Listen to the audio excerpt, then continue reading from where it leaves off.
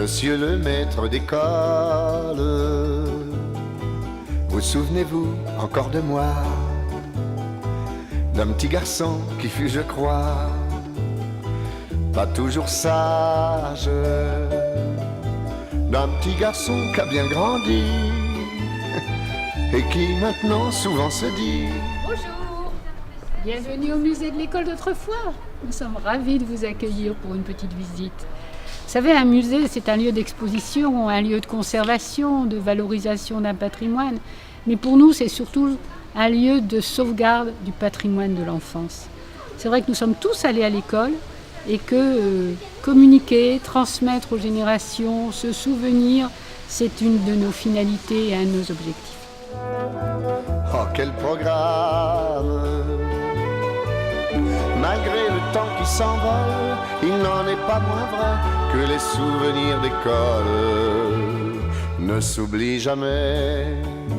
Alors, le musée est né de quelques passionnés de l'école, des meubles, des objets anciens de l'école d'autrefois, qui ont récupéré, acheté, bricolé, chiné dans les brocantes, les vide-greniers, des tas d'objets de l'école du passé, du temps passé.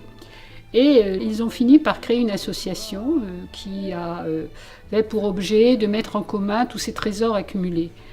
Une première association a été créée qui s'appelait École Passée Recomposée, puis en 2005 a été transformée dans une association qu'on a appelée l'association du musée de l'école d'autrefois.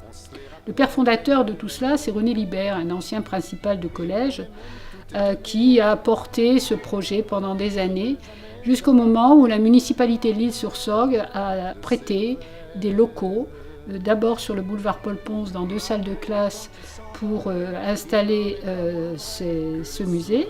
Et nous y avons la chance d'avoir 3 jolies salles de classe, des vraies salles de classe.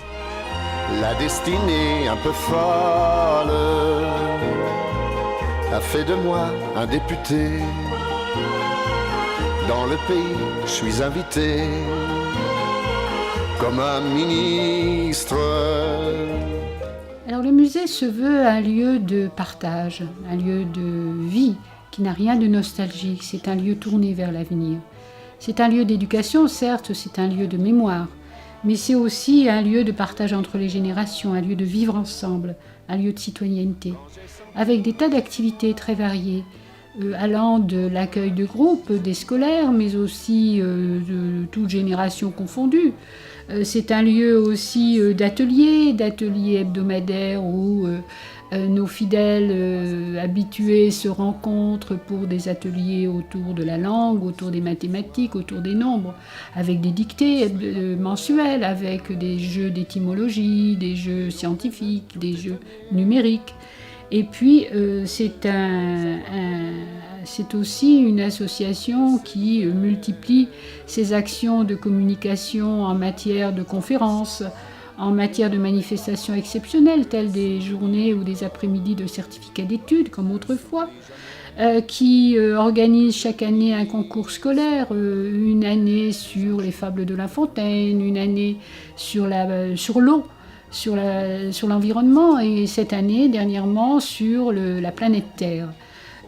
C'est aussi des manifestations exceptionnelles, c'est aussi la consultation sur place de manuscrits. Nous avons quand même des manuscrits qui ont plus de 200 ans. C'est un lieu de mémoire, de conservation de quelques 180 années d'histoire scolaire. Monsieur le maître d'école,